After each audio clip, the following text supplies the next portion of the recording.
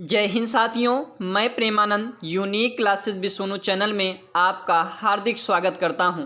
बच्चों, मुझे उम्मीद है आप बहुत ही स्वस्थ होंगे, अच्छे होंगे और आपकी बोर्ड की एग्ज़ाम की तैयारी अच्छे से चल रही होगी।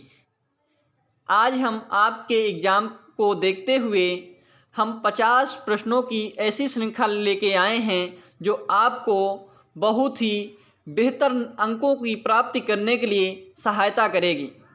चलिए हम देख लेते हैं। ये प्रश्न आपके गद्य और पद्य दोनों से बहुविकल्पीय जो प्रश्न आते हैं या तो अति लघु उत्तरीय प्रश्न आते हैं, इस वीडियो से आपको दोनों की दोनों तैयारी आपको अच्छे से हो जाएगी। आपके कम से कम 20 नंबर यहाँ से प्रश्न मिल सकते हैं। चलिए वीडियो को शुरू करते हैं। आज का पहला प्रश्न ये रहा, रीतिकाल की कालावधि क्या होती है? ये है 1643 ईस्वी से 1843 ईस्वी तक रीतकाल की कालावधि मानी जाती है। आई होप आपको पहला प्रश्न समझ में आया होगा।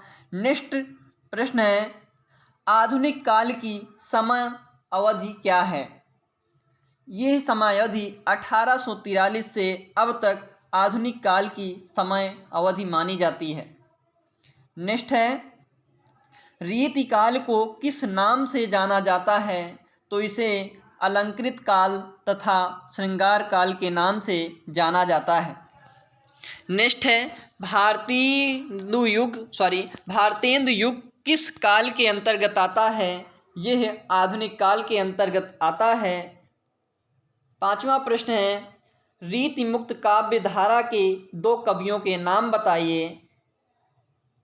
घानानंद और बोधा ठाकुर रीति मुक्त काव्य धारा के दो प्रमुख कवि हैं। नेक्स्ट प्रश्न है, रसिक प्रिया के रचनाकार हैं? आंसर है आचार्य केशवदास जी। आचार्य केशवदास जी रसिक प्रिया के रचनाकार हैं। नेक्स्ट है, मुक्तक काव्य के कवि कौन हैं? बिहारी जी मुक्तक काव्य के कवि हैं। ललित ललाम के रचयिता कौन हैं? तो आंसर होगा मतीराम। नेक्स्ट प्रश्न है, पद्माकर के द्वारा कौन सी रचना लिखी गई? तो आंसर होगा गंगा लहरी। नेक्स्ट प्रश्न आपकी स्क्रीन पे ये रहा, रीति ग्रंथ कितने रूपों में मिलते हैं? तो आंसर आपका होगा 2 रूपों में मिलते हैं। नेक्स्ट प्रश्न है, रीतिकाल के 2 प्रमुख अलंकारवादी कवियों के नाम बताइए। आंसर होगा राजा यशवंत सिंह एवं केशवदास रीतिकाल के 2 प्रमुख अलंकारवादी कवि हैं। आज का 12वां प्रश्न है, रसखान किस काल की और किस शाखा के कवि हैं? तो रीतिकाल की कृष्ण भक्ति शाखा के कवि हैं। यदि काल पूछता है तो आपको बताना है रीतिकाल, और किस शाखा के कवि हैं तो आपको बताना होगा कृष्ण भक्ति शाखा के। नेक्स्ट प्रश्न आपके स्क्रीन पे रहा, छत्रसाल दशक के रचनाकार कौन हैं? आंसर है कवि भूषण छत्रसाल दशक के रचनाकार हैं। नेक्स्ट प्रश्न है, अद्भुत आलाप के रचनाकार कौन हैं? आंसर होगा महावीर प्रसाद द्विवेदी। अद्भुत आलाप के रचनाकार महावीर प्रसाद द्विवेदी जी हैं। नेक्स्ट है, द्विवेदी युग के प्रसिद्ध कवि कौन हैं? तो आंसर होगा मैथिली शरण गुप्त। मैथिली शरण गुप्त द्विवेदी युग के प्रसिद्ध कवि हैं। साकेत महाकाव्य की रचना किसने की? तो आंसर होगा मैथिली शरण गुप्त ने। तो साकेत महाकाव्य की रचना मैथिली शरण गुप्त ने की। नेक्स्ट प्रश्न आपके स्क्रीन पे रहा, आज का 17वां प्रश्न है, छायावादी युग के प्रमुख लेखक कौन हैं? तो आंसर होगा रामकुमार वर्मा। रामकुमार वर्मा छायावादी युग के प्रमुख लेखक हैं। आज का 18वां प्रश्न है, राजकुमार वर्मा द्वारा रचित प्रबंध काव्य कौन सा है? तो आंसर होगा उत्तरायण। उत्तरायण राजकुमार वर्मा द्वारा रचित प्रबंध काव्य है। कुमकुम किस रचना की विधा है, कुमकुम किस विधा की रचना है? तो ये है उत्तरायण की। नेक्स्ट प्रश्न है 20वां, छायावाद के आस्थावादी कवि कौन माने जाते हैं? तो आंसर होगा हरिवंश राय बच्चन छायावाद के आस्थावादी कवि माने जाते हैं। नेक्स्ट है प्रगतिवादी युग की समय सीमा बताइए। तो आंसर होगा 1936 से 1943 तक। बच्चों, मुझे उम्मीद है आप यदि ऐसे तैयारी करते हैं तो कम समय में आपको बेहतर अंक की प्राप्ति हो सकती है। 21वां प्रश्न यही कहता है प्रगतिवादी युग की समय सीमा बताइए। तो 1936 से 1943 ईस्वी तक प्रगतिवादी युग की समय सीमा होती है। नेक्स्ट प्रश्न है नई कविता की प्रमुख विशेषता कौन सी है? आंसर होगा बौद्धिकता की प्रधानता नई कविता की प्रमुख विशेषता होती है। नेक्स्ट है छायावादी युग के प्रमुख कवि कौन हैं? तो आंसर होगा सुमित्तानंदन पंत जी। तो सुमित्तानंदन पंत जी छायावादी युग के प्रमुख कवि हैं। नेक्स्ट है कश्मीर सुषमा के रचनाकार कौन हैं? आंसर होगा श्रीधर पाठक। कश्मीर सुषमा के रचनाकार श्रीधर पाठक जी हैं, इसलिए श्रीधर पाठक इस प्रश्न का सही आंसर हो जाएगा। नेक्स्ट है यामा के रचयिता का नाम बताइए। आंसर होगा सुभद्रा कुमारी चौहान यामा के रचनाकार हैं। नेक्स्ट है तीसरा शतक कब प्रकाशित हुआ था? आंसर होगा 1969 ईस्वी में तीसरा शतक प्रकाशित हुआ था। नेक्स्ट प्रश्न आपकी स्क्रीन पे रहा। भूले बिसरे चित्र उपन्यास के लेखक कौन हैं? आंसर होगा भगवती चरण वर्मा। भूले बिसरे चित्र उपन्यास के लेखक भगवती चरण वर्मा जी हैं। शुक्लोत्तर युग की समय सीमा बताइए। आंसर होगा 1938 से 1980 ईस्वी तक। 1938 से 1980 ईस्वी तक शुक्लोत्तर युग की समय सीमा होती है। नेक्स्ट प्रश्न है शुक्ल युग के प्रमुख इतिहासकार के नाम बताइए। आंसर होगा बाबू गुलाब राय शुक्ल युग के प्रमुख इतिहासकार के लेखक हैं, इतिहासकार हैं। नेक्स्ट प्रश्न है कलम का सिपाही के लेखक कौन हैं? तो आंसर होगा अमृत राय। अमृत राय कलम का सिपाही के लेखक हैं।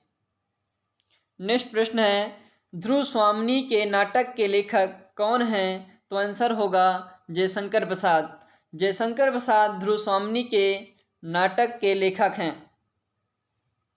नेक्स्ट प्रश्न है अर्धनारीश्वर के लेखक कौन हैं? तो आंसर होगा विष्णु प्रभाकर।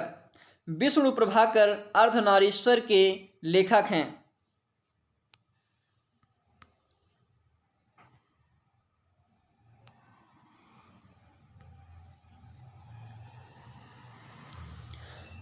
शुक्लोत्तर युग की समय सीमा बताइए। आंसर होगा 1938 ईस्वी से 1980 ईस्वी तक शुक्लोत्तर युग की समय सीमा होती है। नेक्स्ट प्रश्न है शुक्ल युग के प्रमुख इतिहासकार के नाम बताइए। तो आंसर हो जाएगा बाबू गुलाब राय। बाबू गुलाब राय शुक्ल युग के प्रमुख इतिहासकार हैं। नेक्स्ट प्रश्न है कलम का सिपाही के लेखक कौन हैं? तो आंसर होगा अमृत राय। अमृत राय कलम के सिपाही के लेखक हैं। नेक्स्ट प्रश्न है ध्रुव स्वामिनी के नाटक के लेखक कौन हैं? आंसर होगा जयशंकर प्रसाद। जयशंकर प्रसाद ध्रुव स्वामिनी के नाटक के लेखक हैं। नेक्स्ट प्रश्न है अर्धनारीश्वर के लेखक कौन हैं? तो आंसर होगा विष्णु प्रभाकर। विष्णु प्रभाकर अर्धनारीश्वर के लेखक हैं। शुक्लोत्तर युग के प्रमुख कहानीकार कौन हैं? तो आंसर होगा मोहन राकेश और इलाचंद जोशी शुक्लोत्तर युग के प्रमुख कहानीकार हैं। नेक्स्ट प्रश्न है गोदान किस युग का उपन्यास है? तो आंसर होगा शुक्ल युग का। जो शुक्ल युग का ही गोदान उपन्यास है। नेक्स्ट प्रश्न है 35। अथाह सागर के लेखक कौन हैं? आंसर होगा जयप्रकाश भारती। जयप्रकाश भारती अथाह सागर के लेखक हैं। नेक्स्ट प्रश्न है मेरी आत्मकथा जीवनी के लेखक कौन हैं? आंसर होगा डॉक्टर राजेंद्र प्रसाद। मेरी आत्मकथा जीवनी के लेखक डॉक्टर राजेंद्र प्रसाद हो जाएंगे। नेक्स्ट प्रश्न है सागर की लहरों पर रचना के लेखक का नाम बताइए। भगवती चरण उपाध्याय सागर की लहरों पर रचनाकार के लेखक हैं। नेक्स्ट प्रश्न है 38वां। लहरों के राजहंस के लेखक का नाम बताइए। आंसर हो जाएगा मोहन राकेश। नेक्स्ट प्रश्न ये रहा तौलिए किस विधा पर आधारित रचना है? तो आंसर होगा एकांकी। एकांकी तौलिए विधा पर आधारित एक रचना है। नेक्स्ट प्रश्न ये रहा गेहूं और गुलाब किस लेखक की रचना है? आंसर होगा रामवृक्ष बेनीपुरी। रामवृक्ष बेनीपुरी द्वारा लिखी गई रचना है गेहूं और गुलाब। नेक्स्ट प्रश्न है महादेवी वर्मा द्वारा रचित निबंध का नाम बताइए। तो महादेवी वर्मा द्वारा रचित रचना क्षणदा है। तो इस प्रश्न का क्षणदा आंसर सही हो जाएगा। नेक्स्ट प्रश्न है मुंशी प्रेमचंद्र द्वारा संपादित पत्रिका का नाम बताइए। तो आंसर होगा मर्यादा और हंस मुंशी प्रेमचंद द्वारा संपादित पत्रिका का नाम है। नेक्स्ट प्रश्न है कंकाल रचना के लेखक कौन हैं? तो आंसर होगा जयशंकर प्रसाद कंकाल रचना के लेखक होंगे। नेक्स्ट प्रश्न है भगवत शरण उपाध्याय द्वारा रचित निबंध कौन सा है? तो आंसर हो जाएगा ठूठा आम। ठूठा आम भगवत शरण उपाध्याय द्वारा रचित एक निबंध वाली रचना है, इसलिए इस प्रश्न का ठूठा आम आंसर सही हो जाएगा। नेक्स्ट प्रश्न आपके स्क्रीन पे ये रहा 45वां आज का प्रश्न है मेरा परिवार रेखा चित्र किसकी रचना है? तो आंसर हो जाएगा महादेवी वर्मा की। महादेवी वर्मा रेखा चित्र की एक रचना है, उनकी रचना का नाम मेरा परिवार है। 46वां प्रश्न कहता है रस मीमांसा के लेखक कौन हैं? तो आंसर हो जाएगा आचार्य रामचंद्र शुक्ल। आचार्य रामचंद्र शुक्ल रस मीमांसा के लेखक हैं। नेक्स्ट प्रश्न है राजेश्वरी के रचनाकार कौन हैं? आंसर हो जाएगा जयशंकर प्रसाद राजेश्वरी के रचनाकार हो जाएंगे। नेक्स्ट प्रश्न है गुलाब राय द्वारा रचित आत्मकथा का नाम बताइए। आंसर होगा मेरी असफलता। गुलाब राय द्वारा रचित आत्मकथा का नाम है मेरी असफलताएं। नेक्स्ट प्रश्न है अनाम दास का पोथा उपन्यास की रचना किसने की? तो आचार्य हजारी प्रसाद द्विवेदी ने। अनाम दास का पोथा उपन्यास की रचना हजारी प्रसाद द्विवेदी जी की है, इसलिए इस प्रश्न का हजारी प्रसाद द्विवेदी आंसर सही हो जाएंगे। आज का हमारा लास्ट प्रश्न है राय कृष्णदास कौन थे? आंसर होगा ये एक गद्य गीतकार थे। राम कृष्णदास कौन थे? तो राम कृष्णदास गद्य गीतकार थे। आई होप हमारा वीडियो आपको पसंद आया होगा। बच्चों यदि मेरे चैनल पे नए हैं तो प्लीज़ मुझे सपोर्ट करिए, मेरा वीडियो फुल देखिए। मुझे निश्चित रूप से विश्वास है कि आपको यहाँ से प्रश्न आपके बोर्ड एग्जाम में 100% देखने को मिल जाएगा।